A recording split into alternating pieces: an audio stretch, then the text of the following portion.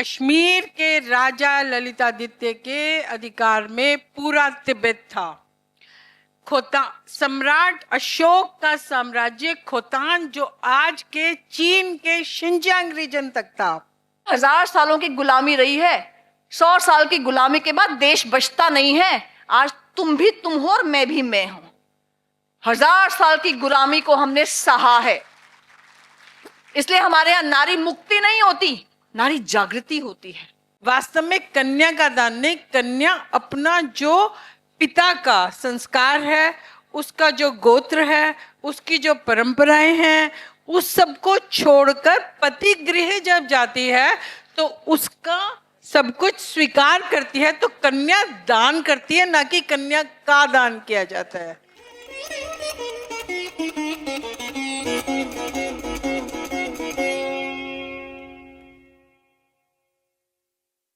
आप जिस कार्यक्रम में आए हैं उसका शीर्षक है youth United for vision and action. 2 शब्द इसके विषय में कहना चाहूंगी। कर्म सभी को करना है, परंतु यदि विजन नहीं है, यदि दृष्टि नहीं है, यदि जीवन का दर्शन नहीं है, तो कर्म का क्या होगा? और यदि दर्शन है, जीवन दृष्टि है, परंतु कर्म नहीं है, तो फिर वह जीवन दृष्टि भी व्यर्थ हो जाती है।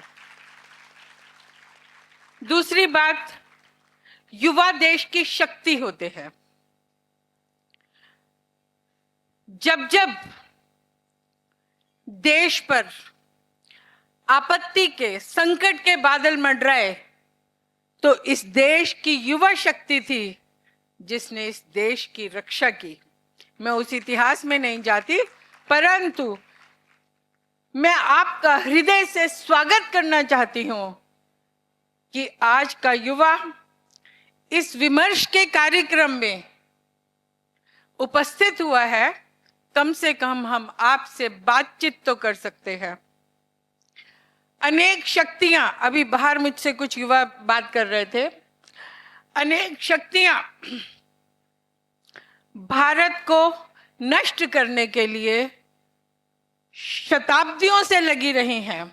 उनके रूप अलग अलग होते हैं, उसकी चर्चा का विषय नहीं है, परंतु आज भी युवा पीढ़ी को दिग्भ्रमित करने के लिए अनेक प्रकार की शक्तियां हमारे देश में भी कार्य कर रही हैं। उनसे हमें अपने युवा पीढ़ी की रक्षा करना हमारा धर्म बन जाता है। आज हमारा मुझे जो इसका विषय दिया गया है वो है Jana Gana Mana. We the people of India. हम सब कौन हैं? हम सब भारत के हैं। भारत हमारा है।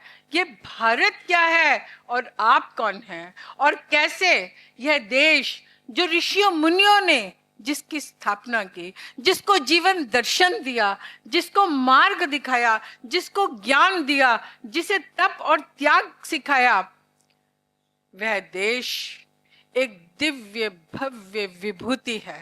वह कोई एक ऐसा आम देशों जैसा भूमि का टुकड़ा मात्र नहीं है।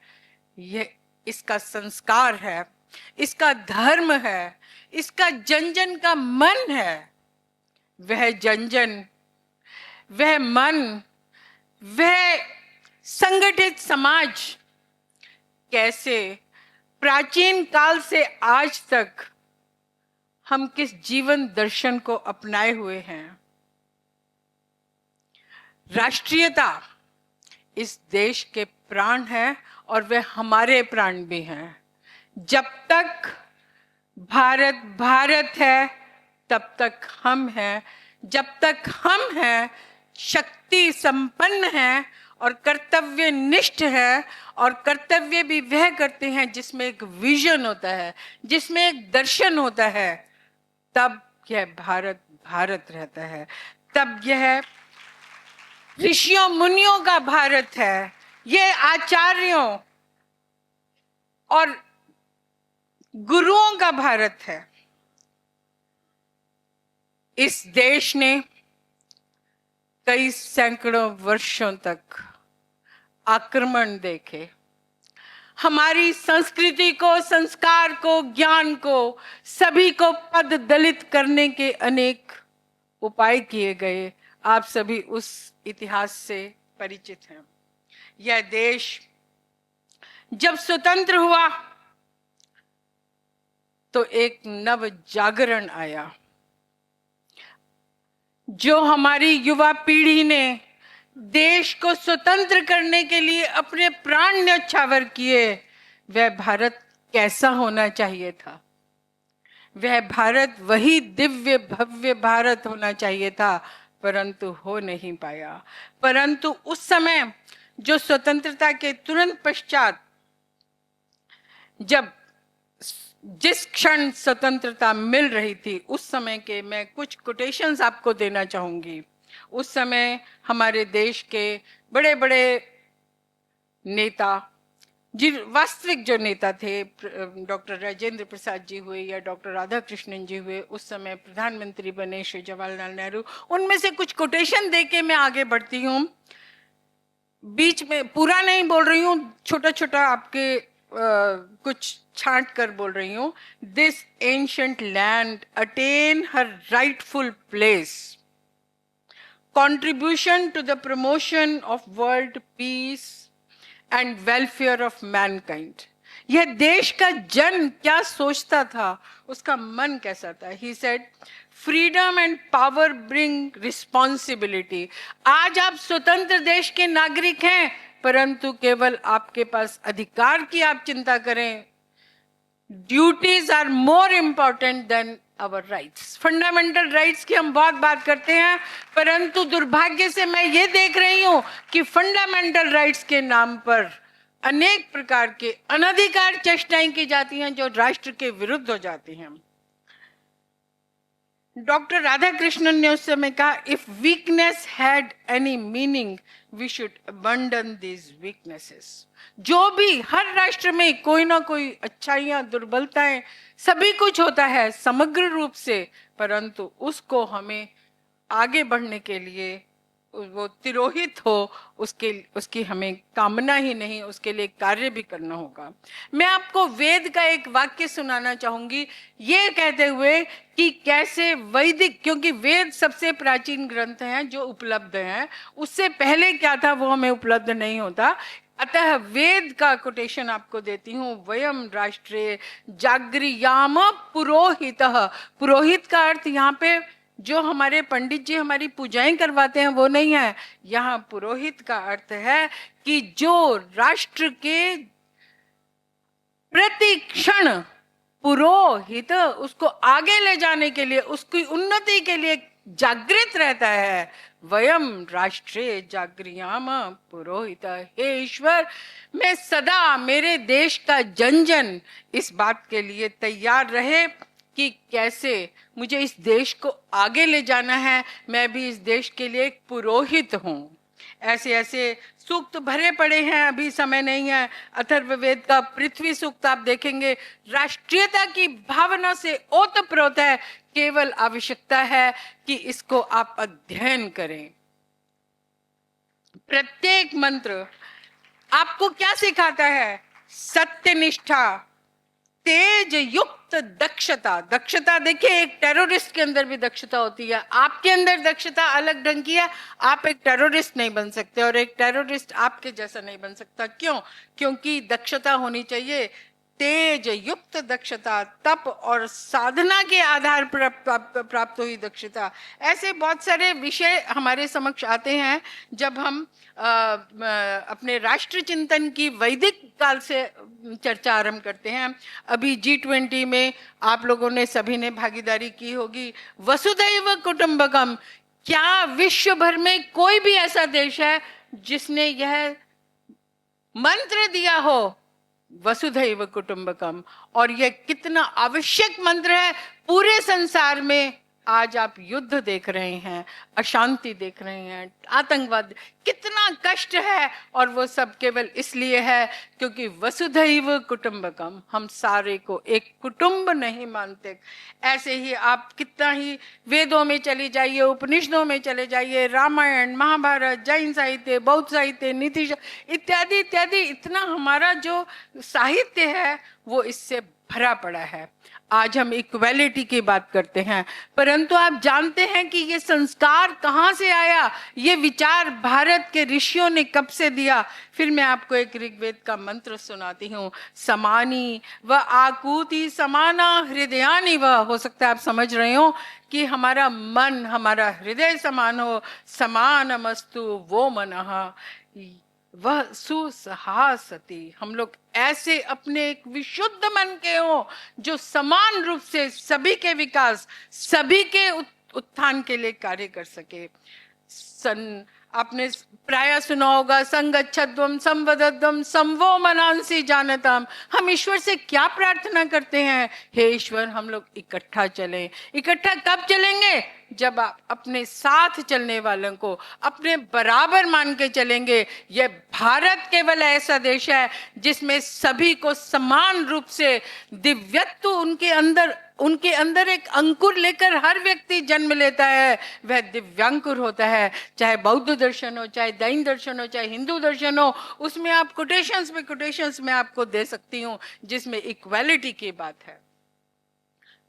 संविधान में लिखा गया है, we the people of India having solemnly resolved to constitute India, हम कैसा भारत का निर्माण करना चाहते हैं।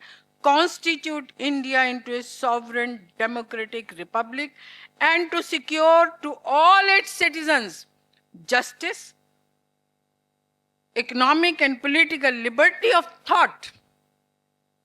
लिबर्टी ऑफ थॉट भारत की एक बहुत बड़ी देन विश्व को है, जो हमारे संविधान में निहित है और हमारे ऋषियों मुनियों की परंपराओं में हजारों वर्षों से हमने उसको संभाल कर रखा है। आगे हमारा दायित्व है कि हम आपको दें, और आपका दायित्व है कि आप उसे आत्मसात करके और उन विषयों को अगली पीढ़ियों तक पहुंचाएं।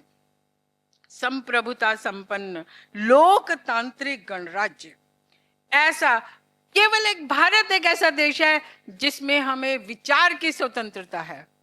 आप जो चाहें विचार करें, आप वेदों का अध्ययन करें या ना करें, आप भगवत गीता का दर्शन का पालन करें या ना करें, आप मंदिर जाएं या ना जाएं, परंतु आपके ऊपर कोई भी किसी भी प्रकार का एक नियम आरोपित नहीं है। आप फ्रीडम ऑफ एक्सप्रेशन है आपके पास। हम लोग, क्योंकि यह समाज हमारे ऋषियों ने जो दिया है, जो विचार समाज के लिए दिया है, वो एक व्यंकार का भाव है, परंतु पश्चिमी देशों की सभ्यता, संस्कृति और विचार और दर्शन का अनुकरण करते करते आज दुर्भाग्य से हम अहंकार की ओर, मैं ईगो की बात नहीं कर रही, अहम अर्थात मैं कौन हूं, तो जो इंडिविजुअलिस्टिक अप्रोच है आज हम उसकी ओर अधिक बढ़ रहे हैं। इसी कारण से तनाव है, इसी कारण से समाज टूट रहा है, इसी कारण से परिवार टूट रहे हैं। और जब समाज और परिवार की इकाई टूटती है तो देश चरमराता है। इसलिए मैं आपसे निवेदन करती हूँ कि आप इन विषयों को अपने साथ आत्मसात करके, हम ब्रह्मास्मि, यदि मैं ब्रह्म हूं तो वह भी ब्रह्म है, वह भी सभी के अंदर ब्रह्म तत्व है, और तत्वमसि तुम ही हो, अर्थात सबके प्रति एक समरसता का भाव है, जो कि हमारे संविधान में उसका एक बहुत मुख्य बिंदु है। भारतीय संस्कृति से अनुप्राणित इस राष्ट्र ने सर्वांगीण विकास हेतु आज भी हमारी वही आवश्यकता है, और पहले भी थी, कि हम भूतकाल से प्रेरणा लें और भविष्य के लिए एक उज्जवल भविष्य, एक स्वर्णिम भविष्य की हम लोग कामना कर सकें। और उसी भावना को लेकर हमारे संविधान का निर्माण किया गया था। मैं संक्षेप से, बहुत ही संक्षेप से आपके समक्ष इन विषयों को, बिंदुओं को रखना चाहूंगी। संविधान के, आप जानते हैं, अभी आपने बाहर लगाया भी है, एक छोटी सी प्रदर्शनी भी लगाई है। संविधान के 22 भाग जो हैं उनमें कैसे कैसे कुछ चित्र, जो संविधान की मूल प्रति है उसमें कुछ चित्र डाले गए थे जो कि आगे आने वालों में निकाल दिए गए। उसके अनेक कारण रहे होंगे, उसमें नहीं हम जाते, परंतु वह कैसे भारत के संविधान को संस्कृति से, और संस्कृति का कारण क्या था, उसका दर्शन क्या था और आज उसकी आवश्यकता क्या है, उस पर थोड़ी सी चर्चा करेंगे। हमारा नेशनल एम्बलम सत्यमेव जयते, परंतु आज हो क्या रहा है, हम लोग तेन त्यक्तेन भुंजिता मां गृधः कस्य धनम को भूल गए हैं कि आप इस जीवन में, आपने इस धरती पर जन्म लिया है, निश्चित रूप से आप इस धरती से जो कुछ भी आपकी आवश्यकता है उनकी पूर्ति करेंगे, परंतु उसका एक्सप्लॉयटेशन नहीं करेंगे, परंतु वो हो रहा है। हमारे जो राष्ट्र क्या होना चाहिए, कैसा होना चाहिए, उसमें जो आप देखते होंगे कि पद्म, कमल का फूल जो है, पुष्प जो है, उसको हमने बहुत बड़ा स्थान दिया है। उसके कारण है वो क्या क्या हमें, जैसे ही आप कमल के फूल को देखते हैं वो कैसे कैसे हमें किस प्रकार का जीवन दर्शन देता है। स्वयंभू है, रुके हुए पानी जिसमें दुर्गंध आने लगती है उसमें से जन्म लेता है, परंतु उससे दूर रहता है। उसका हमारे जीवन में क्या महत्व है, ये अभी हम लोग उस विषय पर अधिक चर्चा नहीं कर पाएंगे, परंतु यह केवल कमल का फूल है, यह केवल पद्म है। अनेक रंगों में, अनेक देशों में भारत की विलक्षणता, भारत की संस्कृति को लेकर अनेक देशों में पहुंचा है। मैं जब संविधान की बात करती हूँ तो मुझे मनिका जी, मुझे एक संविधान सबसे पहले ध्यान में आता है, वह है जापान का पहला संविधान, 17 आर्टिकल कॉन्स्टिट्यूशन, जो कि वहां के एक राजकुमार प्रिंस शोतोकु ताइशी ने बनाया था, और उसका आधार पंचशील और बहुजन हिताय बहुजन सुखाय था। उसका दर्शन क्या है उसकी अभी चर्चा नहीं कर सकते, परंतु एक विषय आपके समक्ष रखना चाहती हूं कि केवल और केवल पूरे विश्व में मुझे आज तक यह संविधान मिला है जिसको लागू करने के लिए उसकी संस्कृत के मंत्र से प्राण प्रतिष्ठा की गई थी। यदि कोई दूसरा आपके समक्ष आए तो कृपया मुझे बताइएगा कि कैसे एक भारत से अनुप्राणित, भारत की संस्कृति से अनुप्राणित देश प्राण प्रतिष्ठा संविधान की करता है। आज तक हमने मूर्तियों की, भगवान की, उनकी प्राण प्रतिष्ठा सुनी थी। इसी कारण से ये जो हमारे ऋषियों की दी हुई संस्कृति है, इसके कारण हमने बहुत बड़ा साम्राज्य स्थापित किया था, परंतु वह साम्राज्य तलवार के बल पर नहीं था, वो ज्ञान और तप के बल पर था। फिर कभी आपसे इस विषय पर चर्चा करेंगे। सबसे पहले सम्राट अशोक की मैं अवश्य चर्चा करना चाहूंगी। सम्राट अशोक का साम्राज्य खोतान तक था। मेरे पास उसके प्रमाण है कि भारत, जो अखंड भारत का आज मानचित्र दिया जाता है, मेरे प्यारे विद्यार्थियों, युवा शक्ति, आपको पता होना चाहिए कि कश्मीर के राजा ललितादित्य के अधिकार में पूरा तिब्बत था। सम्राट अशोक का साम्राज्य खोतान, जो आज के चीन के शिनजियांग रीजन तक था। कैसे सम्राट अशोक ने बहुजन हिताय, धर्म क्या था उनके लिए? Public welfare. आज हम जब संविधान की बात करते हैं तो पब्लिक वेलफेयर सबसे प्रमुख होकर आता है, परंतु कभी आपको समय हो तो जरा अशोक के शिलालेख पढ़कर देखिए कि सम्राट अशोक के लिए धर्म क्या था। और वह जो था धम्माशोक बन गया, धर्म की भेरी संसार के अनेक देशों में बजा दी। केवल भारत नहीं, अब मैं फिर से कहूंगी कि अभी समय को देखते हुए मैं उस विषय में अधिक नहीं जाऊंगी कि किन किन देशों में केवल आप जैसे विद्यार्थियों को 2 पंक्तियों में सारा इतिहास समेट दिया जाता है कि सम्राट अशोक ने संघमित्रा और महेंद्र को धर्म प्रचार के लिए श्रीलंका भेजा, परंतु उसके पश्चात 2.5 सहस्र वर्ष के इतिहास में भारत कहाँ कहाँ पहुंचा, कहाँ कहाँ भारत के धर्माचार्य पहुंचे, कहाँ कहाँ एक नव जीवन आया, नव जागरण आया, किस किस प्रकार से इन देशों का उत्थान की कहानी भारत की संस्कृति के आधार पर बनी है।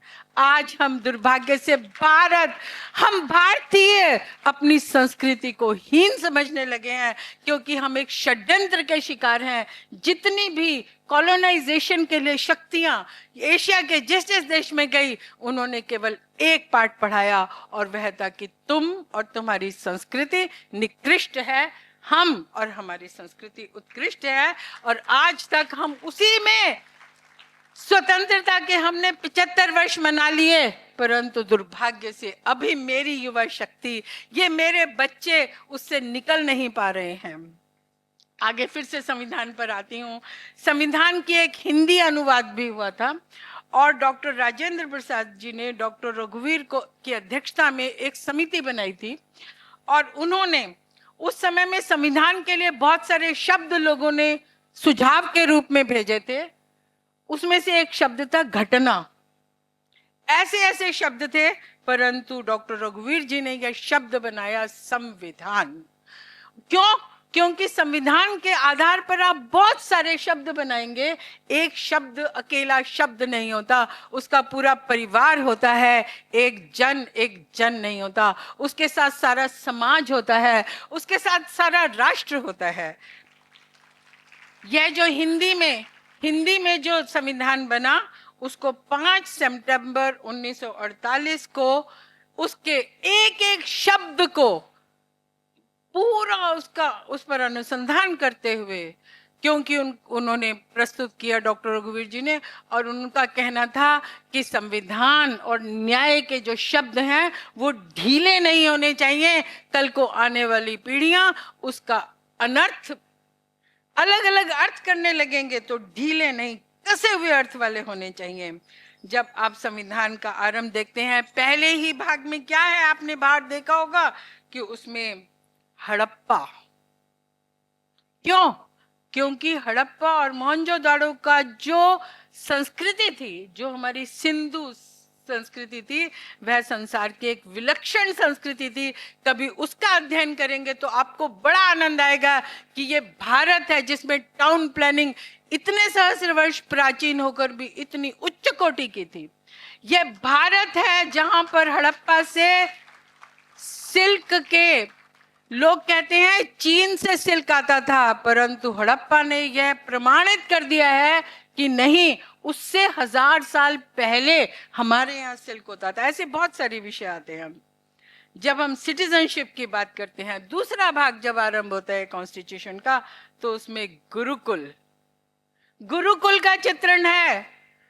आज की शिक्षा व्यवस्था और गुरुकुल की शिक्षा व्यवस्था में क्या अंतर था, कभी बैठकर इस पर शास्त्रार्थ करिए। आज हम लॉजिकल थिंकिंग की बात करते हैं, आज हम कैपेसिटी बिल्डिंग की बात करते हैं, आज हम बड़े बड़े इंटरव्यूज लेते हैं, आपकी परीक्षाएं लेते हैं, आपके अंक देखते हैं कि आपके अंक कितने आए, आपको यहाँ प्रवेश इस कॉलेज में मिलना चाहिए कि नहीं मिलना चाहिए। परंतु जब एक छात्र गुरुकुल में जाता था, तो गुरु कुछ समय तक, कहते हैं, उसे अपने गर्भ में रखता था। गर्भ में रखने का अर्थ है कि वह अपने पास उसको इतना निकट रखता था और उसका इतना विश्लेषण करता था कि उसकी कैपेसिटी क्या है, मैं इसे क्या दूं। एक बच्चा जो एक अच्छा अध्यापक बन सकता है, हो सकता है वो अच्छा डॉक्टर ना बने। एक बच्चा जो अच्छा डॉक्टर बन सकता है, वो अच्छा इंजीनियर नहीं बन सकता। एक बच्चा जो एक अच्छा लेखक और दार्शनिक बन सकता है, वो यदि राजनीति में आता है तो राजनीति का सारा स्वरूप बदल जाता है। आज हम कहते हैं धर्मनिरपेक्ष राजनीति होनी चाहिए। कम से कम मुझे यह शब्द समझ नहीं आता, आपको समझ आ जाए तो मुझे अवश्य बताइएगा कि धर्मनिरपेक्षता का अर्थ क्या है, धर्म का क्या अर्थ है। जिस कदम पर जिस व्यक्ति ने धर्माचरण छोड़ दिया, धर्माचरण का ये अर्थ नहीं है कि आप कुछ रिचुअल्स कर रहे हैं। धर्म, आज एक शिक्षिका के रूप में मेरा धर्म अच्छा शिक्षण है। एक विद्यार्थी के रूप में आपका धर्म उस शिक्षण को प्राप्त करना है।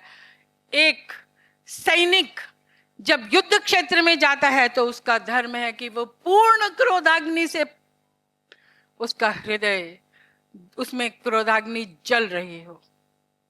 जितने भी गुण दुर्गुण कहे जाते हैं वह दुर्गुण सबके लिए नहीं है।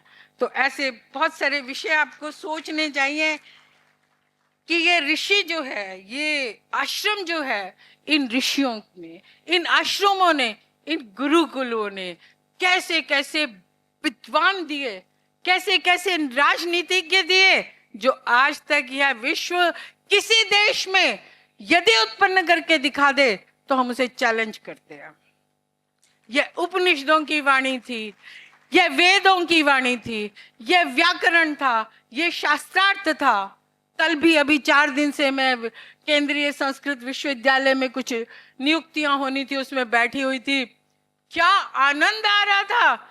मैंने वहां पे बैठे कुछ गुरुजनों से निवेदन किया कि थोड़ा सा हमारी युवा पीढ़ी को संस्कृत लॉजिकल थिंकिंग कैसे देती है, न्याय से आपके अंदर लॉजिकल थिंकिंग कैसे आती है। मैंने छोटे छोटे प्रयोग किए हैं, इसलिए आपसे बात कर रही हूँ। यह जब आचार्य दीक्षा देता था तो क्या कहता था, सत्यम वद धर्मम चर धर्मान न प्रमदितव्यम। और फिर यह भी कहता था कि मेरे अंदर जो गुण हैं उनको आत्मसात करना, परंतु उतने ही आत्मसात करना जो आपको उचित लगे। कभी भी किसी गुरु ने यह नहीं कहा कि जो मैं हूं वह सर्वोत्कृष्ट है। मैं अभी यानी आपको फिर बताऊंगी। जो जो मेरे अंदर अवगुण हैं उनको आप प्राप्त नहीं करना। तो यह इस आधार पर हमारा संविधान बना था। जब हम एक देश के रूप में, अभी पिछले दिनों रामायण को लेकर बहुत सी गोष्ठियां हुई और मैंने एक वक्तव्य अमेरिका के सांसदों के लिए भेजा, रामायण फॉर एडमिनिस्ट्रेशन। आप सोच सकते हैं कि आज हम भारत में यदि राम राज्य की बात करते हैं परंतु कर नहीं सकते क्योंकि हमारे अंदर दृष्टि नहीं है, विजन नहीं है।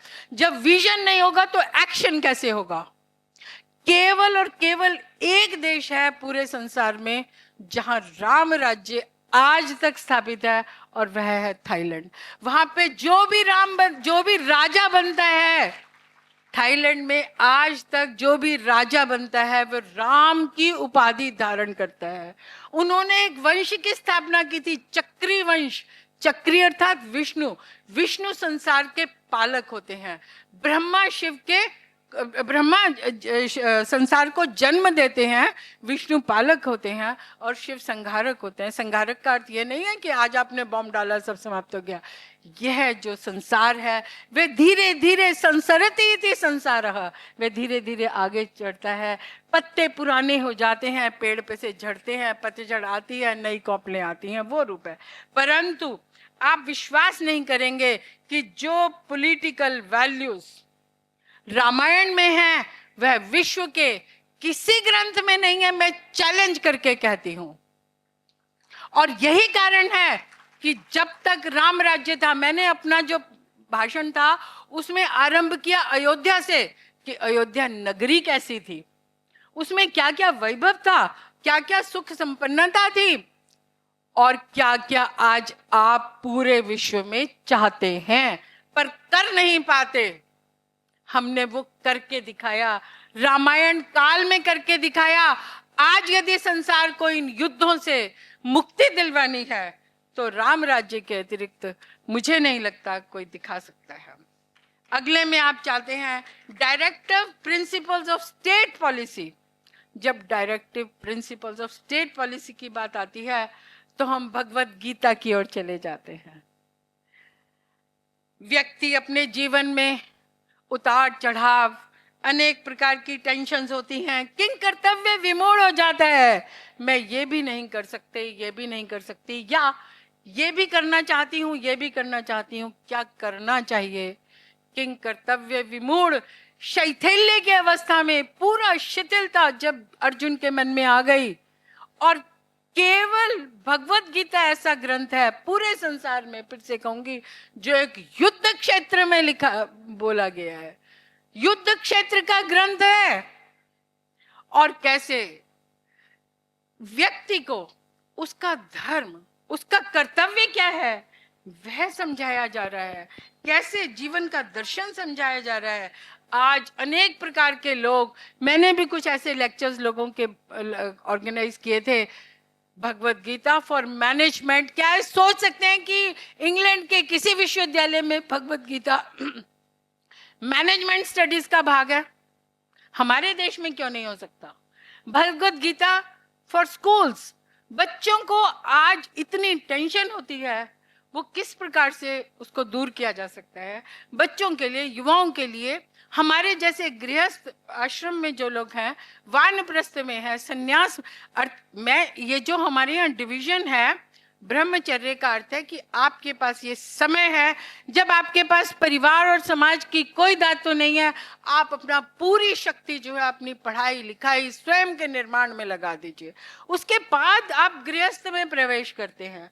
जब गृहस्थ में प्रवेश किया तो फिर गृहस्थ मेरा धर्म है, और जब गृहस्थ के दायित्व पूरे हुए तो वानप्रस्थ मेरा दायित्व है। तो इस प्रकार से अभी मैं इस विषय पर नहीं जाऊंगी, परंतु जब भगवान कृष्ण युद्ध क्षेत्र में खड़े हैं तो कैसे वो स्टेट पॉलिसी, कैसे वो प्रिंसिपल्स ऑफ स्टेट क्या करणीय है, और फिर केवल भगवत गीता ऐसा ग्रंथ है जहां पे आपको कठिन से कठिन और सॉफ्ट से सॉफ्ट चीजें मिलेंगी। पहले अध्याय में भगवान कृष्ण कुछ नहीं बोलते, केवल अर्जुन की बात सुनते हैं। फिर तुरंत दूसरा अध्याय खुलते ही कैसे उनको क्रोध आता है, कैसे फिर वो एक के बाद एक उसको, वो मैं अभी नहीं बोलूंगी। तो बहुत सारी हमारी समस्याएं हैं, जो चाहे वो हमारे राजनीति की हो, शासन प्रशासन की हो, उसमें हमारी आवश्यकता है भगवत गीता। क्षुद्रम हृदय दौर्बल्यम त्यक्त्वा उत्तिष्ठ कौन्तेय, कितना सुंदर शब्द है। और फिर कृष्ण कहते हैं, जब आपको किंग कर्तव्य विमूढ़ता आ गई तब मामेव शरणम व्रज, उस समय आप केवल आपके अध्यापक प्राध्यापक जो भी आपके गुरु हैं उनकी शरण में जाके उनसे दृष्टि लीजिए। कृष्ण भगवान कहते हैं, दिव्यम ददामि ते चक्षुम, चक्षु तो सबके पास है, अर्जुन के पास भी थे, आंखें तो सबके पास है, परंतु वो उनमें दिव्यत्व नहीं है। आगे चलिए, जब पांचवा आता है तो उसमें भगवान बुद्ध दिखाई देते हैं, turning the wheel of law. क्या था वो धर्म की पुनः स्थापना थी। और यही बौद्ध धर्म, समय का ध्यान कुछ आप मुझे बता दीजिएगा। यह केवल बुद्ध भगवान के उपदेश थे, उन्होंने कभी नहीं कहा मेरी पूजा करो, परंतु केवल और केवल ये बुद्ध भगवान के उपदेश थे जिन्होंने संसार के अनेक देशों में पहुंचकर और उन सबको उन्नत किया, अग्रसर हुए अनेक प्रकार से। भगवान बुद्ध ने कहा, आत्मदीपो भव, बी योर ओन लैम्प। आज का व्यक्ति, और विशेष रूप से क्षमा कीजिए युवा पीढ़ी, एक्सट्रोवर्ट अधिक है, बहिर्मुखी अधिक है, और जो भी कष्ट मैं देख रही हूँ मानसिक या कुछ भी पढ़ाई के, वो एक्सट्रोवर्ट होने से अधिक है। यदि हम इंट्रोवर्ट होते हैं, मैं आत्मचिंतन करती हूँ, मैं ये देखती हूँ मैं क्या हूँ, और फिर वहां से प्रेरणा पाके वह कार्य करती हूँ जो मुझे मेरे लिए करणीय है। यही बात वैदिक साहित्य में आती है, अंतर ज्योति भव। आपके अंदर एक अंतर ज्योति है, परंतु आपको उसका आभास नहीं है। सबके अंदर है, परंतु हम आज की समस्याओं में, फैशन, वेस्टर्नाइजेशन, उसमें फंसे हुए हैं। आगे चलते हैं। वर्धमान महावीर, त्याग और तप का सर्वोत्कृष्ट मार्ग। चलिए मैं आपके साथ फिर कभी बैठेंगे, चाहे वो योग हो, चाहे वो हमारा राजाओं का, जैसे एक में विक्रमादित्य हैं, ऐसे बहुत सारा कुछ है। तो आप सभी का बहुत बहुत धन्यवाद करती हूँ। समय सीमा की मैं सदा कभी अवहेलना नहीं करती, इसलिए पुनः पुनः आप सभी का बहुत बहुत धन्यवाद। बहुत बहुत धन्यवाद मैम। अब मैं आज के हमारे मुख्य अतिथि professor Balram Pani ji, dean of colleges, university of Delhi से निवेदन करूंगा कि आएं और कृपया अपना वक्तव्य रखें। जोरदार तालियों के साथ, करतल ध्वनि के साथ इनका स्वागत करेंगे। आप सभी को मेरा नमस्कार। मंचासन honourable governing body chairperson professor M Thirumal ji, eminent speaker professor Shashiwala ji, principal of this college professor Sadhana Sharma ji, advocate miss Monika Arora ji, mister Rajdeep ji, और my dear colleagues and student friends, आज सबसे पहले तो सबको मेरा शुभकामनाएं हैं कि आज ये जो विमर्श का जो विषय है जन गण मन, और इसको कौन कर रहा है? द यूथ कर रहा है विमर्श, और किसका ऊपर? ना जन गण मन का ऊपर। तो पहले ये यूथ क्या है, मैंने इसी तीनों ऊपर में डेफिनेशन में ही रहूँगा। और मेरे पहले भी एक एमिनेंट स्पीकर ने बहुत अच्छा तरीके से बोल के किए हैं, मेरा बाद में एक एमिनेंट स्पीकर आने वाले हैं, तो मैं इन बिटवीन मैंने सैंडविच हूँ। तो जो यूथ है, यूथ जिसका पास वो एनर्जी है, वो डायनामिक है, वो कुछ भी कर सकता है। लेकिन वो कुछ भी जो कर सकता है वो क्या? वो पॉजिटिव होना चाहिए। तो यही है हमारा विजन। आपने जो विजन जो लेके जाएगा यूथ, वो पॉजिटिव डायरेक्शन में लेके जाएगा, और एक्शन भी पॉजिटिव होना चाहिए। और इसी को पॉजिटिव डायरेक्शन लेने के लिए हमने यूनाइटेड होना जरूरी है। तो इसलिए youth United for positive vision and positive action. और ये कैसे करेगा एक यूथ? जब उसके पास कैपेसिटी एंड कैपेबिलिटी है। तो एक दो, you will have to increase your capacity and you will have to improve your capability so that you can achieve whatever you want to do. ये और यूथ जो हमारा है, ये कैपेबिलिटी और कैपेसिटी को लेके करेगा क्या? सोसाइटी के अंदर जाएगा और सोसाइटी के अंदर ये करेगा। और ये सारी यूथ जो अपना सारी विमर्श करेगा, और ये विमर्श में निकलेगा क्या? विमर्श करना क्यों चाहिए? तो ये विमर्श में जो नॉलेज निकलता है, वो नॉलेज का जो डेफिनेशन है, what is the meaning of the knowledge? Knowledge is nothing but it will give you the weapon so that you can identify and you can understand what is wrong and what is right. अगर एक बार आपने समझ में आ गया कि क्या गलत है क्या सही है, अगर ये आ गया, तो फिर यूथ जो पॉजिटिव डायरेक्शन में सही करना चाहता है, जो भी आएगा वो सही कर ही लेगा, और देश समाज के लिए अपना उसी दिशा में चल पड़ेगा। सिर्फ इतना ही कमी है कि हमने सिर्फ आइडेंटिफाई कर ले और अंडरस्टैंड कर ले कि क्या सही है क्या गलत है, और ये सही है क्या है, गलत क्या है, ये हमको विमर्श में निकलेगा। और इस विमर्श को यूथ लेके अपने जो फ्यूचर देखेगा वही है यूथ है। और इसी यूथ अपना विजन को लेके जब एक्शन में आएगा वो बहुत अच्छा रहेगा। मैडम ने कहे हैं कि गीता का बारियाँ बहुत भी कहे हैं प्रथम अध्याय द्वितीय अध्याय में, लेकिन ये बहुत सारी बातें हैं। लेकिन भगवान कृष्ण ने बहुत टाइम वेस्ट ना करके सीधा 11वें अध्याय में अपना विराट रूप दिखा दिया था।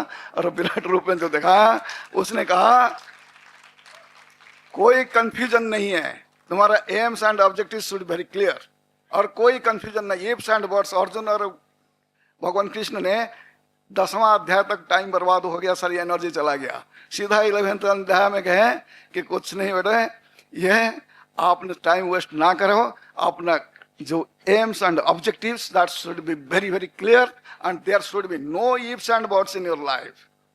और वो जो आपका इफ्स एंड बट्स नहीं रहेगा और आपका दिशा सही रहेगा, और आप यूथ, आपका हाथ पोटेंशियल है, you just that potential energy you will have to convert it into the kinetic energy. You can do anything whatever you want to do, but that should be in a positive direction. Okay, आपने बुलाया, बहुत बहुत नमस्कार। और मैं अभी थोड़ा सा व्यस्तता के विषय से निकल जाऊंगा, तो इसलिए मैं माफी चाहता हूँ। नमस्ते। बहुत बहुत धन्यवाद सर अपने बहुमूल्य समय और शब्दों के लिए। अब मैं हमारे कीनोट स्पीकर श्रीमती मोनिका अरोड़ा जी, एडवोकेट, सुप्रीम कोर्ट से निवेदन करता हूं कि वो आएं और कृपया अपना वक्तव्य रखें। जोरदार कलतल ध्वनि से इनका स्वागत करेंगे। आप सभी का मैं नमन करती हूँ, वंदन करती हूँ, आप सभी का अभिनंदन करती हूँ। श्रद्धेय मंच, मेरे समक्ष उपस्थित सभी स्टूडेंट्स, सभी टीचर्स और बाकी सभी लोग, मैंने पिछली बार भी कहा था और आज भी कह रही हूँ, मेरे सामने मुझे 3 समस्याएं दिख रही हैं। पहला, आज के कार्यक्रम की अंतिम स्पीकर हूं,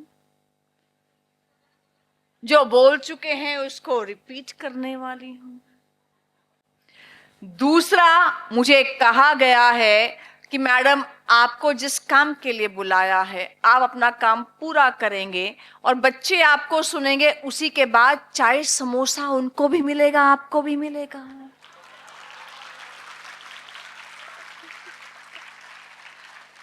तो आपके और आपके समोसे के आलू के बीच में मैं खड़ी हूं। और तीसरा, अभी मैं ऐसा गुम हो गई थी जब दीदी बोल रही थी, फिर मंच संचालक जी आ गए, तो व्यक्ति का समय कब समाप्त हुआ ये कौन बताता है? या बताता है मंच संचालक, या बताता है यमराज।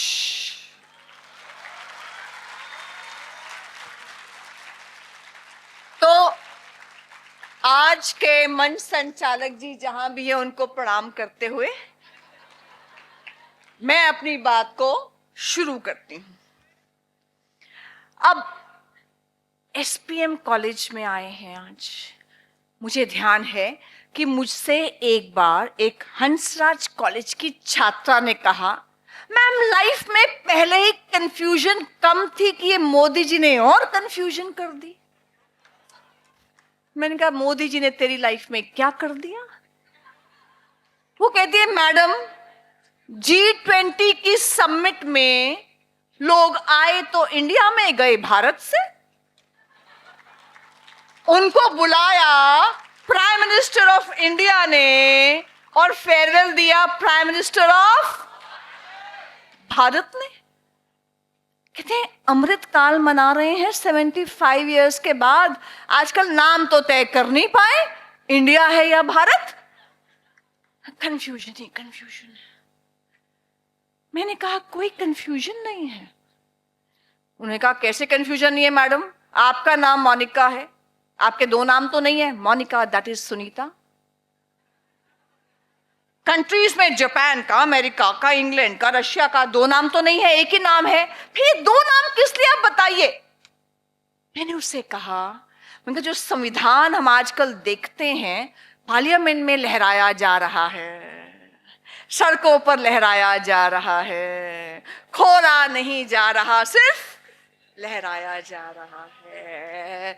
तो इसलिए कृपया उस संविधान को खोलकर पढ़िए और पढ़ाइए।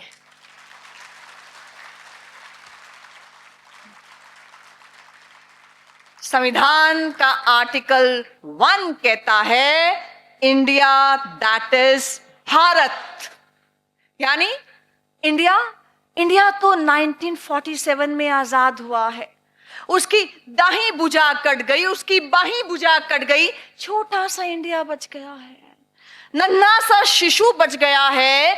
इस शिशु जिसका नाम इंडिया है, इसके दादा दादी कौन है, चाचा चाची कौन है, मामा मामी कौन है, इसके प्रेरणा स्रोत कौन से हैं, इसका आधार क्या है, इसके संस्कार क्या हैं, इसके वैल्यूज क्या हैं, देखना हो तो हजारों साल पुरानी संस्कृति भारत को देखो। भा यानी प्रकाश, रथ यानी लगे हुए, ज्ञान के प्रकाश में लगे हुए लोग, ऐसे हैं भारत के लोग। और जिस प्रकार से हमारा जो कॉन्स्टिट्यूशन ऑफ इंडिया है, कॉन्स्टिट्यूशन ऑफ इंडिया के फंडामेंटल फीचर्स हैं which can not be changed. जैसे अगर मैं 5 फंडामेंटल फीचर्स बताऊं कॉन्स्टिट्यूशन के, which are basic principles, basic structures which can not be changed, वो है इक्वालिटी, वो है फ्रीडम यानी लिबर्टी, वो है right to life, nobody can take away your life without the process of law. चौथा है डेमोक्रेसी, और 5वां है right to freedom of religion to everybody. ये 5 जो मैंने फंडामेंटल फीचर्स बताए, जो कोई ले नहीं सकता, छीन नहीं सकता हमारे कॉन्स्टिट्यूशन से, ये 5 फंडामेंटल फीचर्स भारत के संस्कृति की जीवन मूल्यों पर आधारित हैं। और मैं बताती हूं कैसे। हमारा constitution is an embodiment of भारतीय वैल्यूज। हमारा संविधान भारतीय मूल्यों का परिचायक है, और ये वो कह रहा है जो संविधान को पिछले 20 साल से रोज पढ़ रहा है। मैं दिखाती हूं कैसे। संविधान का प्रियम्बल, आप कहोगे मैडम किताब की बात कर रहे हो, किताब की बात नहीं कर रही। ये वो किताब है जो पूरे भारत के 140 करोड़ लोगों को गवर्न करती है। ये वो किताब है जब किसी के मौलिक अधिकारों का हनन होता है, वो कहता है कोर्ट में देख लूंगा। ये वो किताब है जो आपको आपकी ताकत देती है, आपको आपकी ड्यूटीज बताती है। इसलिए कुछ लोग जो बड़े हो जाते हैं, समझदार नहीं होते, हम उस श्रेणी में नहीं आएंगे। हम संविधान को पकड़ेंगे, संविधान को खोलेंगे, अपने आसपास के लोगों को सिंपल लैंग्वेज में संविधान समझा पाएं, ऐसा इस लगभग 20-25 मिनट में समझेंगे। एंड बिलीव मी, ये आप मुझे अपने 15-20 मिनट देंगे, life long this will be impactful that what is the constitution of India and what does it say. Let's start with the journey. अपने अपने कमर की पेटी बांध लो, क्योंकि जल्दी ये जर्नी फटाफट तय करने वाले हैं। तो हमारा कॉन्स्टिट्यूशन भारतीय मूल्यों पर, हमारी संस्कृति पर कैसे आधारित है, मैं वो 5 बिंदु बताती हूं जो भारत को डिफाइन कर सकता है, भारतीय संस्कृति को डिफाइन कर सकता है, जिस पे हमारा संविधान बेस्ड है। पहला जीवन मूल्य है एकम सत्य विप्रा बहुधा वदंती। सत्य एक है, उस तक पहुंचने के अलग अलग मार्ग हैं। यानी आप राम कहें, आप अल्लाह कहें, आप जीसस कहें, आप नानक कहें, आप महावीर कहें, कोई अंतर नहीं पड़ता। आप लोग को ट्रैवलर्स हैं, सब लोग सच्चे हैं, सब ठीक हैं, सब उसी मार्ग पर जा रहे हैं, उसी ईश्वर को प्राप्त करेंगे। यह आपके भारत की संस्कृति कहती है और कोई संस्कृति नहीं कहती। एकम सत्य विप्रा बहुधा वदंती, यानी सत्य एक है, उस तक पहुंचने के अलग अलग मार्ग हैं। यहां से आता है कॉन्स्टिट्यूशन का article 25 freedom of religion. Pakistan के पास नहीं है, बांग्लादेश के पास नहीं है, आधे दुनिया के देशों के पास नहीं है, भारत के पास क्यों है? क्योंकि भारत मानता है कि सब समान है। फ्रीडम ऑफ रिलीजन क्या कहता है? ध्यान से सुनिए। You have your right to practice your religion. अपना पूजा पद्धति को फॉलो करने को आपको राइट है, लेकिन कब राइट है?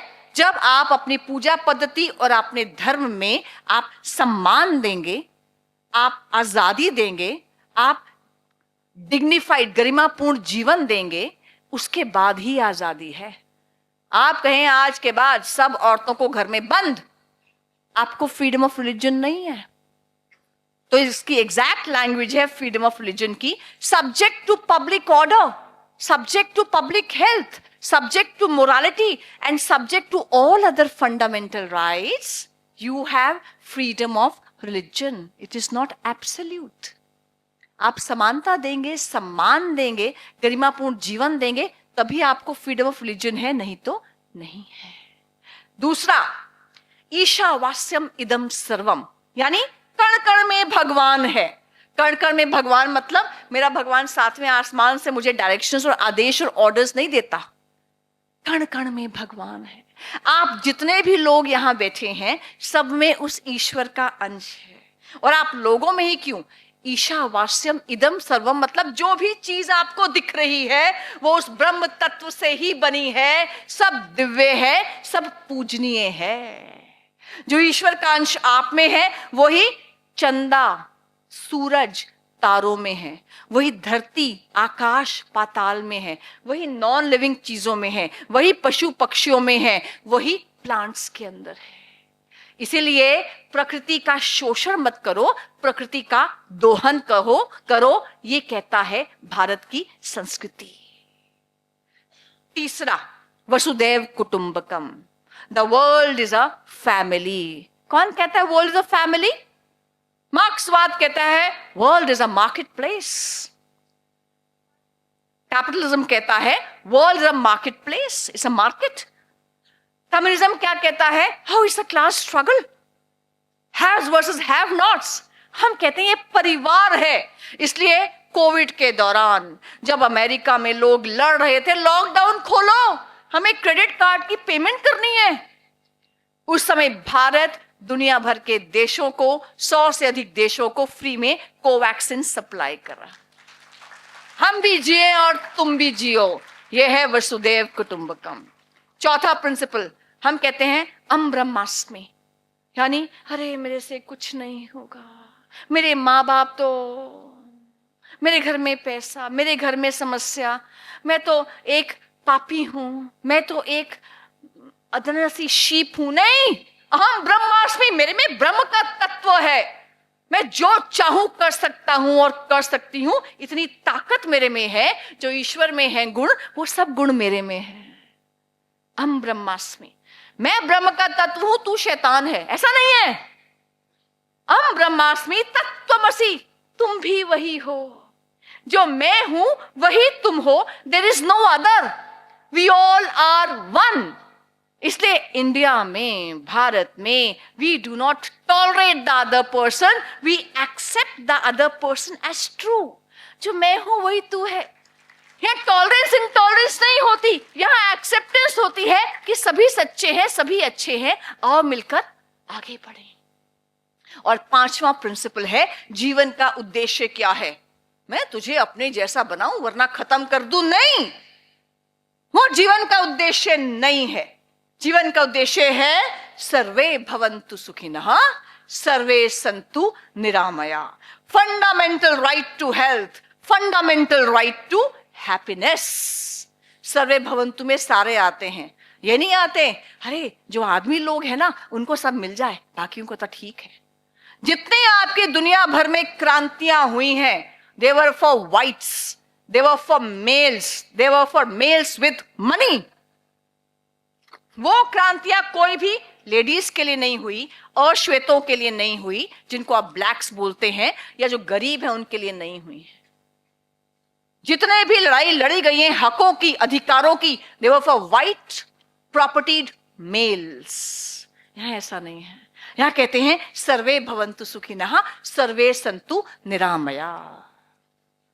अब मुझसे उस लड़की ने कहा, मैडम ये सब बात तो आप ठीक कह रहे हो, पर एक बात बताइए, ये आपने हमें पांचों बातें बताई है ना, लेकिन आप इक्वालिटी की बात करते हैं, हिंदुस्तान में कौन सी इक्वालिटी है? हिंदुस्तान में देखो लड़कियां घर से बाहर नहीं जा सकती। मैंने कहा 1000 सालों की गुलामी रही है, 100 साल की गुलामी के बाद देश बचता नहीं है। आज तुम भी तुम हो और मैं भी मैं हूं। 1000 साल की गुलामी को हमने सहा है, इसलिए हमारे यहां नारी मुक्ति नहीं होती, नारी जागृति होती है। घर में बंद कर दिया गया था। पद्मावत किस किसने देखी है? क्या था पद्मावत में? बंद कर दिया गया था लड़कियों को। घर के अंदर मुगल आ जाएंगे, बच्ची को कोख में मार दो मुगल आ जाएंगे, बच्ची को पैदा होते ही मार दो मुगल आ जाएंगे, बच्ची को पढ़ाओ मत मुगल आ जाएंगे, इसकी शादी कर दो ये तो मुगल उठा कर ले जाएंगे, विधवा हो गई है घर के पिछवाड़े में बंद कर दो, सिर मुंडा दो वरना मुगल आ जाएंगे। बचाना पड़ा धर्म को भी, संस्कृति को भी, महिला को भी, मंदिर को भी। इसलिए मुक्ति नहीं, जागृति की आवश्यकता है। आप, उसने कहा नहीं मैम एक बात बताइए, आप जो कहते हैं यहाँ सब कुछ अवेलेबल था, ये बताइए कि कहाँ अवेलेबल नहीं था। मैं कहती हूँ कहीं अवेलेबल नहीं था। कारण क्या? अगर आप देखो वेस्ट में संघर्ष करना पड़ा महिला को। अगर मैं इक्वालिटी की बात करती हूँ, महिला ने संघर्ष किया, I want right to vote, मैं वस्तु नहीं हूं, मैं शरीर नहीं हूं, मुझे राइट टू वोट चाहिए। 1920 तक जब 29 अमेरिकन प्रेसिडेंट्स बन चुके थे, महिलाओं के पास राइट टू वोट नहीं था। 1928 तक इंग्लैंड में महिलाओं के पास राइट टू वोट नहीं था। लड़ना पड़ा, हमें वोट डालने का अधिकार दो, मैटरनिटी बेनिफिट्स दो, इक्वल राइट्स दो। सिस्टम से लड़ना पड़ा। उन्हें कहा नहीं, you are not same as man, you don't have a soul. West का कॉन्सेप्ट है महिलाओं में आत्मा नहीं होती है, महिलाएं पहली पापिन है, इसलिए चौराहों पर खड़ा होकर डायन कहकर मार दिया जाता था। और 1959 में स्विट्जरलैंड में रेफरेंडम हुआ। स्विट्जरलैंड, आप लोग कहते हो शादी करेंगे ना, हनीमून के लिए स्विट्जरलैंड जाएंगे। स्विट्जरलैंड में 1959 में रेफरेंडम हुआ। बताओ आदमियों, महिलाओं को राइट टू वोट दे? Answer was no, they don't deserve it.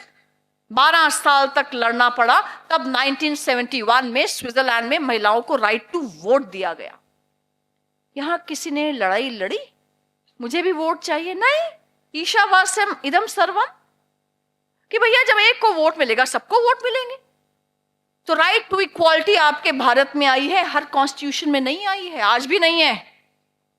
Right to equality यहां कहती है everybody is equal under law, everybody has equal protection of law, irrespective of religion, caste, gender, language, region. अपनी equality को संभाल के रखो। और मैं किसी से कह रही थी उस दिन, मैंने कहा इक्वालिटी इस हद तक है, मैं तो इक्वालिटी भी नहीं कहूंगी, हम कहेंगे वी आर वन। इस हद तक है कि जब यहाँ भगवान शिव भी धरती पर अवतार लेकर आते हैं ना, वो भी अर्धनारीश्वर का अवतार लेकर आते हैं, ये दिखाने के लिए कि भगवान भी आधा नर है आधा नारी है। तो इक्वालिटी नहीं है, we are complementary to each other. Shiv भी शक्ति के बिना शव है। Shiv is the form, the skeleton. जो शक्ति है वो उसके अंदर, उनके अंदर की एनर्जी है। शिव शक्ति के बिना शव है, ये कॉन्सेप्ट है हमारी संस्कृति में। हाँ, आज निर्भया हो रहे हैं, सब हो रहे हैं, will fight it, will overcome it, लेकिन हमारा प्रिंसिपल क्या है, संस्कृति क्या है, वो देखनी चाहिए। फिर आप कहेंगे मैम आजादी की बात करो, कर लो। आप कहोगे मैम, आपको ध्यान होगा 2016 में जब जेएनयू में घटना घटी थी, जेएनयू में क्या नारे लगे थे? भारत तेरे टुकड़े होंगे इंशाअल्लाह, भारत की बर्बादी तक जंग रहेगी, अफजल हम शर्मिंदा हैं, तेरे कातिल अब तक जिंदा हैं, तुम कितने अफजल मारोगे, घर घर से अफजल निकलेगा। एक भी अफजल उसके बाद किसी घर से भारत को तोड़ने के लिए नहीं निकला।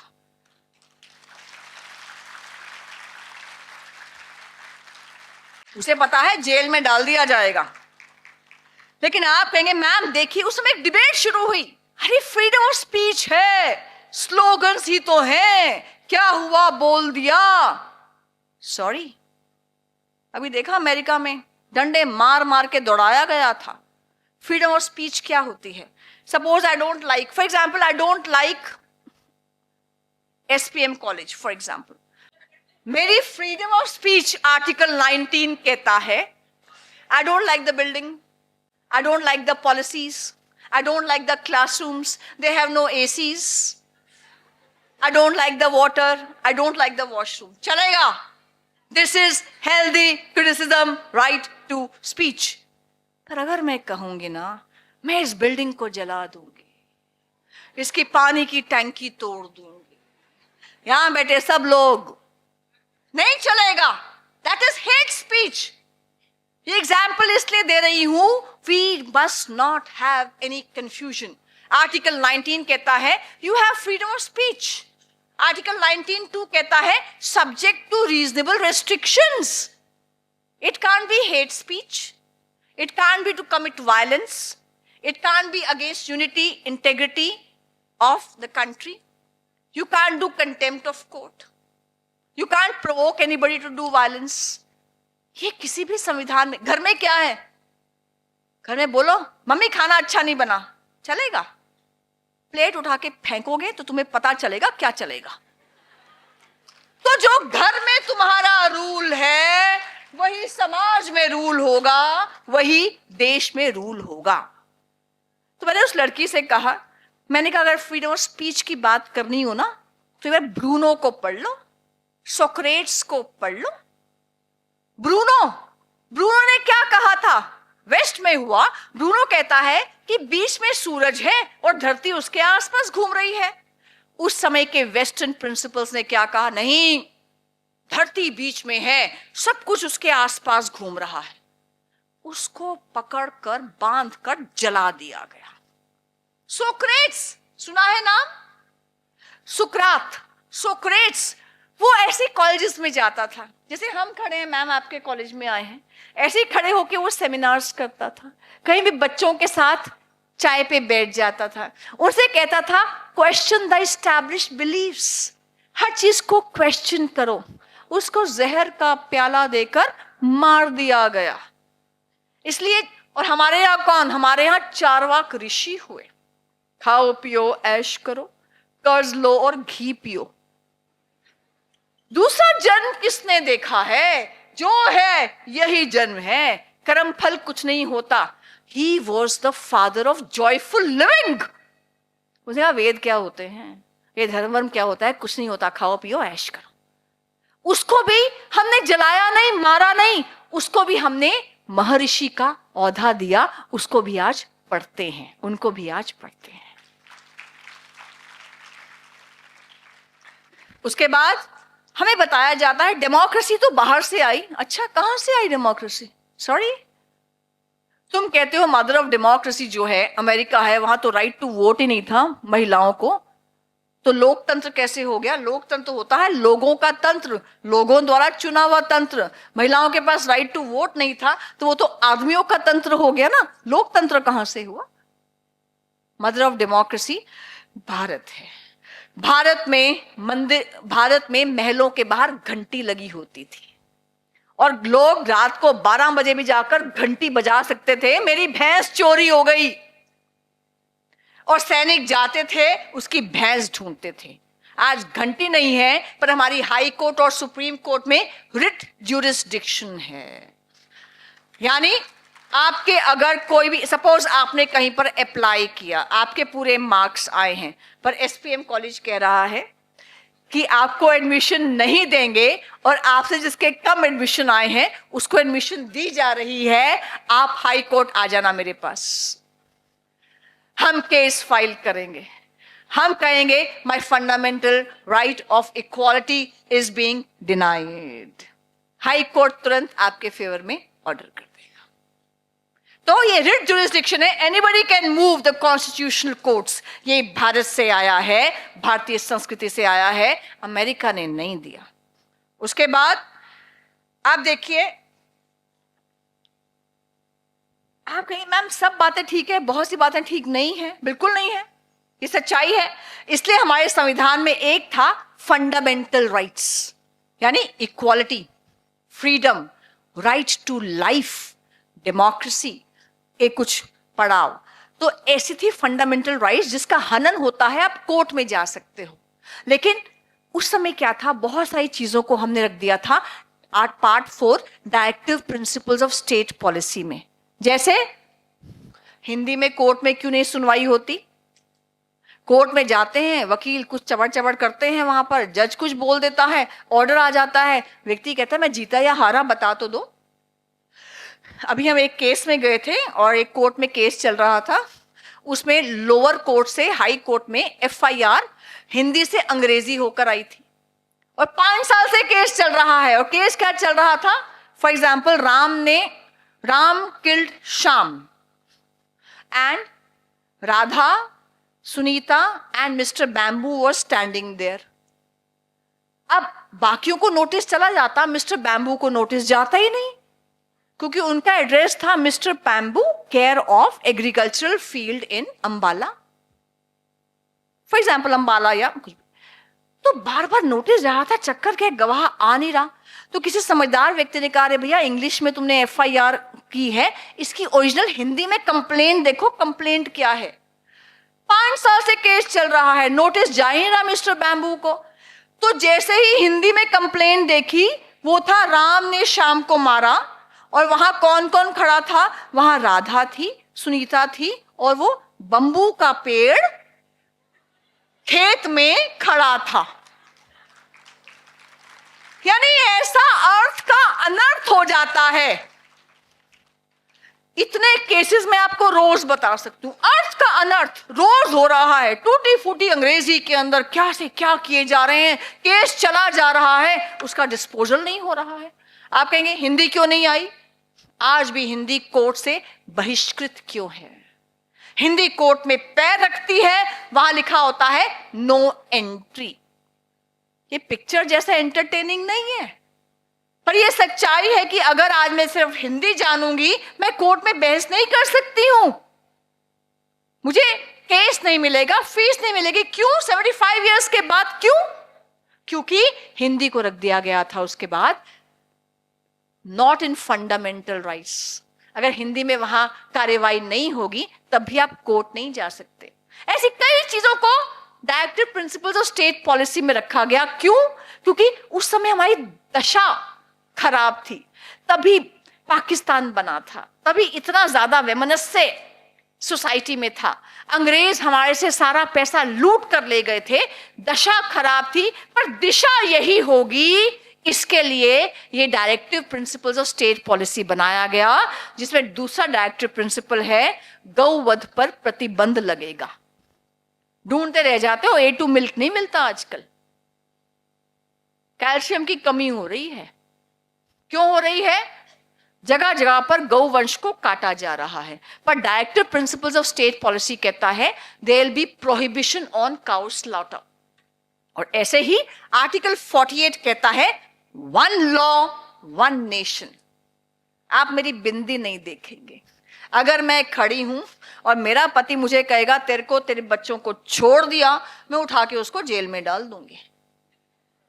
ये राइट हर एक को होनी चाहिए, ये राइट हर एक को होनी चाहिए। मेरे पास, मैं आखिरी बात कहकर बात समाप्त करती हूँ। मेरे पास, मैं चेंबर में बैठी थी अपनी कोर्ट में, एक लड़की आई और लड़की ने अपना जो कपड़े पहने थे, ऐसा लगा डायरेक्ट बॉलीवुड से मेरी चेंबर में ही लैंड हुई है। तो उसको मैंने पूछा, हाँ जी। उसकी आंखें बहुत गमगीन थी, बहुत जैसे आंसू भरे हुए थे। मैंने कहा what happened? You know my husband. मुझे लगा मेंटेन नहीं करता होगा, मेंटेनेंस हैवी थी। मैं कहा why he doesn't maintain you? कहती no no I maintain him. कहती है I am an air hostess. मैंने कहा ओके। तो मैंने कहा देन व्हाट्स द प्रॉब्लम? कहती है you know me and my husband were living together for 6 months। I said okay then. कहती then we got married. I said okay. तो मैंने कहा देन व्हाट्स द प्रॉब्लम, मतलब मेरे पास क्यों आई है, टाइम क्यों वेस्ट कर रही है? तो कहती no no my husband says after about a year of marriage that मैं एक और शादी करूंगा। अब वकील का दिमाग चला कि अब नया केस आया। तो कहती यू आर डाइवोर्स लॉयर। बुरा लगा, हम 24 घंटे डाइवोर्स करा रहे हैं लोगों के क्या? मैं कहा no no I am a lawyer who deals in divorce cases also. कहती है ओके। तो कहती है my husband is going to marry again. मैं कहा चिंता मत कर, 494 लगाएंगे सेक्शन और बाईगैमी के इल्जाम में जेल में डाल देंगे। कहते ma'am you haven't asked my name. अच्छा, वकील को कोई कहो ना फैक्ट चेक नहीं किया, गुस्सा आता है। तो मैंने भी शेक्सपियर के अंदाज में कह दिया what is there in name. उसने कहा ma'am everything is there in name. उसने कहा my name is Ayesha Bano. उसने ऐसा कहा मैं चुप थी, पुलिस चुप थी, कानून चुप था, संविधान चुप था, हाई कोर्ट चुप था, सुप्रीम कोर्ट चुप था। और ऐसे लगा उसकी आंखें मुझसे कह रही हूं, या उसकी आंखें अपने पति से कह रही हूं कि तलाक तो दे रहे हो कहर के साथ, मुझे मेरा शबाब भी लौटा दो इस मेहर के साथ।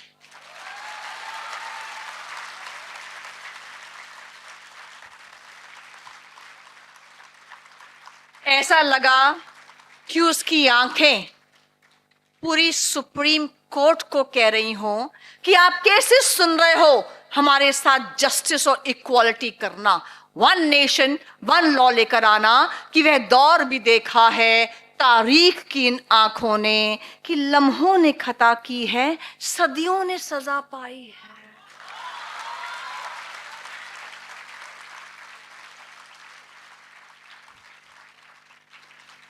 और ऐसा लगा कि वो जो आंखें थी मैं आज तक नहीं भूलती, ना मैं उसके कपड़े भूलती हूं, ना मैं उसकी आंखें भूलती हूं। 21वीं सदी में ऐसा लगा वो लड़ रही है, अपने अंदर से लड़ रही है, समाज से लड़ रही है और न्याय के लिए लड़ रही है। और हम सब कह रहे हैं कि असफलता एक चुनौती है, स्वीकार करो। क्या कमी रह गई देखो और सुधार करो। जब तक न सफल हो नींद चैन को त्यागो तुम, संघर्ष का मैदान छोड़ मत भागो तुम। कुछ किए बिना ही जय जयकार नहीं होती, हम सब कोशिश करने वालों की कभी हार नहीं होती।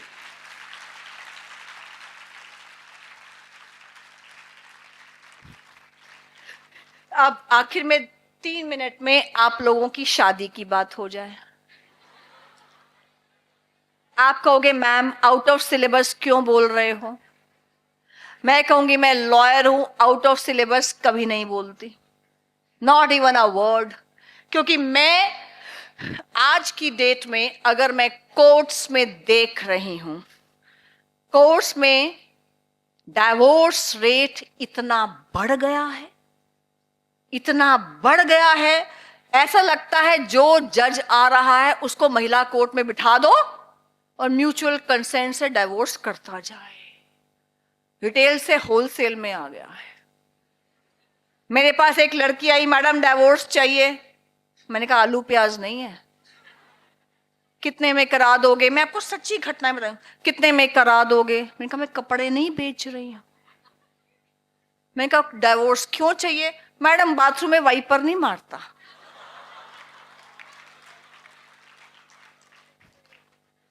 मैंने कहा और? कहते मैम गीला टॉवल बेड पर रखता है। सच्ची घटना है। मैंने कहा और? कहते 3 दिन नहाता नहीं है। मैंने कहा बेटा उसके माँ को लेकर आना, डाइवोर्स क्यों चाहिए? मम्मी समझाएगी ना, बेटा साफ सुथरा रख। यानी इतने ट्रिवियल बातों पे डाइवोर्स हो रहे हैं। मैं जहां रहती हूं वहां से 4 घर छोड़कर, इट वॉज सैड। हम उनकी शादी में गए, 6ठे दिन फोन आ गया कि मलेशिया घूमकर वापस आए हैं, लड़का अपने घर लड़की अपने घर। क्यों? लड़की कहती है I did not like him. हमने म्यूचुअल कंसेंट से उनका डाइवोर्स कराया। ये सच्ची घटनाएं हैं। मैं क्यों कह रही हूं? क्योंकि आज की डेट में हम लोग भूल गए हैं कि आई मी माई सेल्फ, और मिंत्रा अमेज़न तो है ही, और नेटफ्लिक्स और इंस्टा भी है, लेकिन इसके अलावा एक वर्चुअल वर्ल्ड के अलावा एक रियल वर्ल्ड है जहां हमें एडजस्टमेंट्स करनी पड़ेंगी। लड़का लड़की खाना बनाना नहीं सीखेंगे तो भैया अपना पेट भी तो है, शादी के बाद खुद का ही भर लेना, पर खाना बनाना सीखना पड़ेगा, एडजस्टमेंट करनी पड़ेगी। और लड़कों को भी देखना पड़ेगा, घर की प्रिंसेस को शादी से पहले प्रिंसेस थी, बाद में तुम दासी बनाकर नहीं रख सकते। You have to balance. और ये बैलेंस कहां से आएगा आखिरी 1 मिनट में?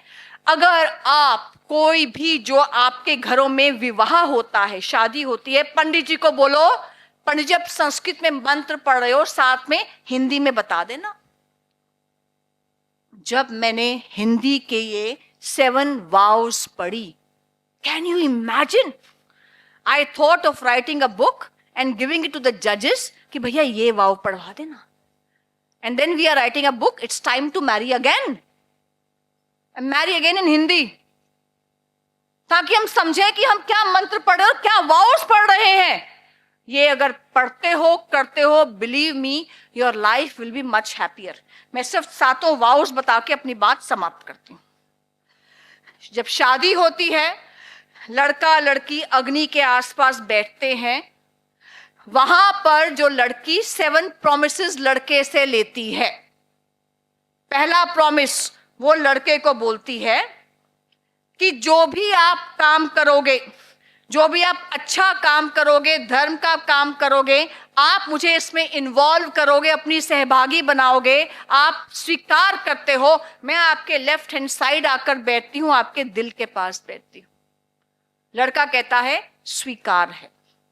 दूसरा, लड़की कहती है कि जैसे आप अपने पेरेंट्स को रिस्पेक्ट करते हो, ऐसे ही आप मेरे पेरेंट्स को भी रिस्पेक्ट करोगे.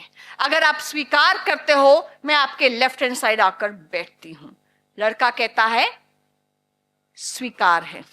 तीसरा, लड़की कहती है मेरे तीनों अवस्थाओं में, स्टेजेस में, युवा अवस्था में, प्रौढ़ अवस्था में, वृद्धा अवस्था में, यानी यंग टाइम्स और एडल्ट टाइम्स और ओल्ड टाइम्स में आप मेरा ध्यान रखोगे. आप स्वीकार करते हो. लड़का कहता है,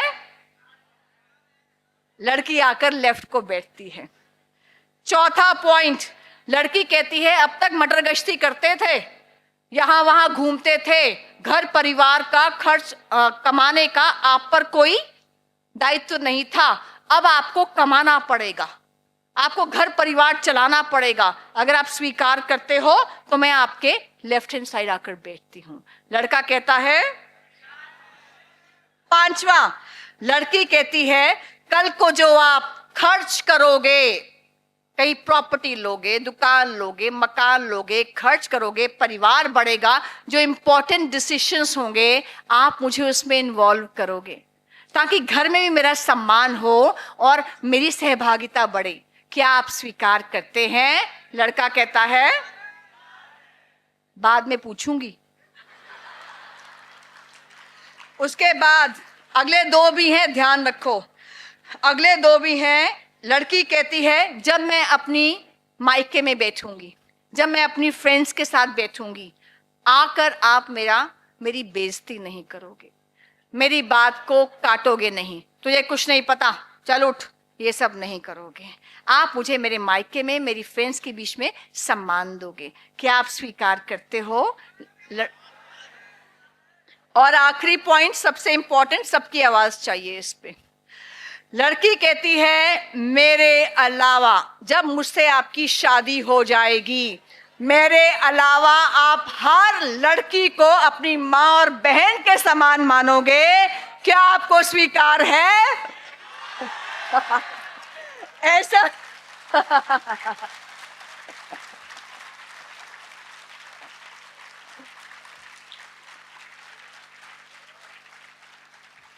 ऐसा कहकर हिंदू मैरिज में, भारतीय मैरिज में, ये सारे जो प्रॉमिसेस लड़का देता है, फिर ये सारे प्रॉमिसेस लड़की देती है और विवाह संपन्न हो जाता है. एक और आखिरी चीज, कन्यादान. फॉरगेट द वर्ड कन्यादान, भूल जाओ, we don't like this word. आप कह दो कि मेरी बेटी आज से उस घर की बेटी हुई, ऐसा मान लो. लेकिन हर लड़का अपने फादर इन लॉ को 3 अंडरटेकिंग्स, 3 प्रॉमिसेस देता है. उस समय फादर कहता है मैं अपनी बेटी का हाथ तुम्हारे हाथ में दे रहा हूं. लड़का 3 प्रॉमिसेस देता है. पहला कहता है मैं लाइफ लॉन्ग इसका भरण पोषण करूंगा, मेंटेन करूंगा, पैसा दूंगा. दूसरा वो कहता है मैं इसकी रक्षा करूंगा. तीसरा वो कहता है मैं इसका सम्मान करूंगा. ऐसा कहकर पिता बेटी का हाथ उस लड़के के हाथ में दे देता है. कोर्ट्स आपको कोर्ट के अंदर इन तीनों में से सिर्फ एक चीज देती है, मेंटेनेंस. रक्षा नहीं देती, सम्मान नहीं देती। इसलिए जब भी शादी घर में हो किसी की भी, पंडित जी को कहो, पंडित जी संस्कृत में बोलो, हिंदी में साथ बोलो, and tell your parents on every marriage anniversary, call the same pandit ji. उन्हें कहिए हिंदी में इसको दोबारा दोहराइए। घर के आधे डिस्प्यूट्स सॉल्व हो जाएंगे और लड़के और लड़कियां शादी के लिए प्रिपेयर हो जाएंगे। यही है भारतीय संस्कृति। बहुत बहुत धन्यवाद। मुझे लगता है कि हमारे श्रोताओं के बाद अब मुझे कुछ कहने की जरूरत नहीं है, परंतु बहुत बहुत धन्यवाद मैम आपका। अब मैं कार्यक्रम की श्रृंखला को अंतिम चरण की ओर ले जाते हुए 1 मिनट लूंगी आपका। कन्यादान जो शब्द है उसको लेकर कन्याओं में बहुत भ्रांति हो रही है, और बहुत सी लड़कियों को मैंने ये कहते हुए सुना कि I am not a commodity जिसका दान किया जाए। वास्तव में कन्या का दान नहीं, कन्या अपना जो पिता का संस्कार है, उसका जो गोत्र है, उसकी जो परंपराएं हैं, उस सब को छोड़कर पति गृह जब जाती है तो उसका सब कुछ स्वीकार करती है, तो कन्या दान करती है, ना कि कन्या का दान किया जाता है।